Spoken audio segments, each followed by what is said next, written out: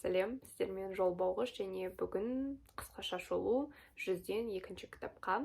Осы жылы мен өзіме жаңа мақсат қойдым, жылына 100 кітап оқу және әр оқылған кітап туралы осындай қысқаша 5 минуттық шолу түсіретін боламын. Және бірінші кітапты сіздер профильден көре аласыздар. Кітап деген плейлистта бүкіл сақталған, немесе ол үшін мен бөлек плейлист сақтаймын 2024 кітаптары деп. Солай 100 кітап 2024 деп.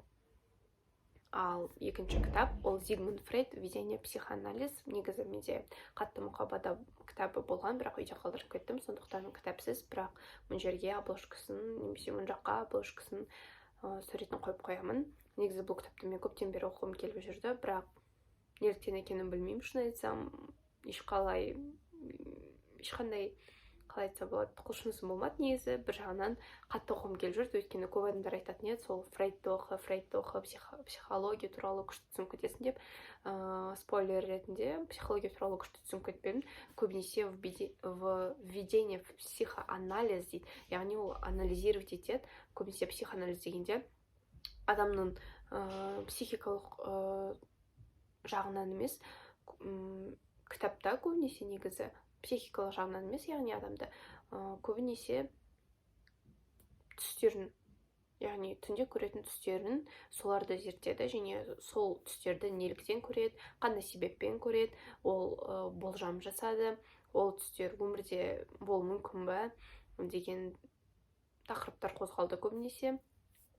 Сосын әрине қалай айтса болады, для расширения кругозора дейді ғой, сол үшін жақсы кітап, былай қызық десе болады. Кейбір жерлері әрине түсініксіз болды. Негізі бұл кітапты кері тағы бір рет дұрыстап отырып оқу керек деп ойлаймын. Егер нақты қызығушылығың болса, онда 2-3 рет оқу керек түсіну үшін, сосын ары қарай өзіңде зерттеу керексің. Өйткені былай тек бір кітапты Зигмунд Фрейдтің оқығаннан оның қалай айтса болады, оның еңбектерін түсініп кетпейсің және психология туралы да түсініп кетпейсің. Көбінесе сол адамның түстері туралы айтылады, және неге біз нақты бір түстерді көреміз, неге кейбір адамда сол түстер есінде қалады, ал кейбір адамдардың есінде сол түстер қалмайды деген сұрақтарға жауап болды. Негізі сосын мысалы ерлер мен әйелдер қалай ойлайды, неге олай ойлайды, неге өмірде болатын кейбір іс-әрекеттерді біз алдын ала өзіміздің түсімізде көріп тастағанбыз, немесе түсімізде миымыз солай болатын туралы бізге подсказка берді деген сияқты. Сол туралы айтылған бұл кітапта.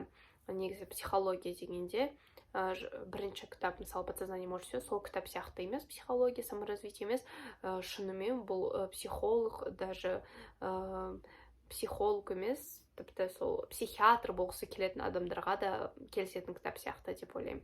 Бірақ енді бұл кітап көптен естіп жүргесін және оқығым келіп жүргесін әрине оқыдым, және оқығаныма ешқандай өкінбеймін, кітап оқығаныма ешқашан өкінбеймін. Сендер де өкінбеңіздер, ұнаса, ұнамаса да ол бөлек сұрақ, ұнамауы кітаптың. Ал былай сол кітап туралы, сол кітапта не туралы жазылған туралы білу, ол күшті деп ойлаймын. Сондықтан егер ұнаса осы видео, лайк басып, комментарийда оқыған болсаңыздар, өздерінің ойларын жазып кетіңіздер. Қалай сіздерге бұл кітап ұнады ма? Өйткені шын айтсам, мен толықтай 100% ұнады деп айта алмаймын, бірақ ұнамады десем де, өзім өмірім үшін қызықты бір нәрселерді білдім. Сондықтан осылай барлықтарыңызға сау болыңыздар. Жол болғыш Ілияс сіздерге сәттілік тілейді.